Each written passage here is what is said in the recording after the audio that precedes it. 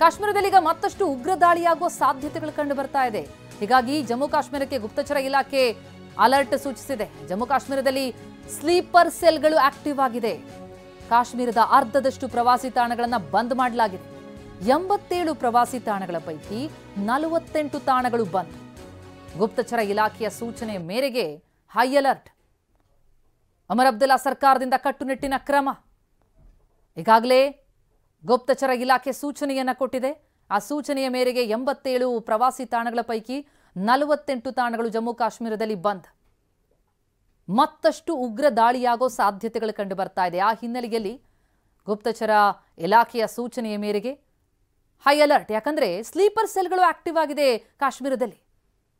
ಹೀಗಾಗಿ ಅರ್ಧದಷ್ಟು ಕಾಶ್ಮೀರದ ಪ್ರವಾಸಿ ತಾಣಗಳನ್ನು ಬಂದ್ ಮಾಡಿ ಮತ್ತಷ್ಟು ಭದ್ರತಾ ಪಡೆಯನ್ನು ನಿಯೋಜಿಸಿ ಕಟ್ಟುನಿಟ್ಟಿನ ಕ್ರಮ ಕೈಗೊಳ್ಳಲಾಗ್ತಾ ಇದೆ.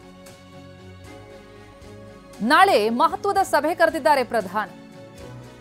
ಭದ್ರತೆಯ ಕುರಿತು ಸಂಪುಟ ಸಮಿತಿಯ ಸಭೆ ಅದು. ಪ್ರಧಾನಿ ನಿವಾಸದಲ್ಲಿ ಈ ಸಭೆ ನಡೆಯಲಿದೆ. ನಾಳೆ ಬೆಳಗ್ಗೆ 11 ಗಂಟೆಗೆ ಸಭೆ ಕರೆದಿದ್ದಾರೆ ಪ್ರಧಾನಿ. ಪಹಲ್ಗಾಮ್ನ ಉಗ್ರ ದಾಳಿಯ ಬಗ್ಗೆ ಈ ಸಭೆಯಲ್ಲಿ ಚರ್ಚೆಯಾಗಲಿದೆ.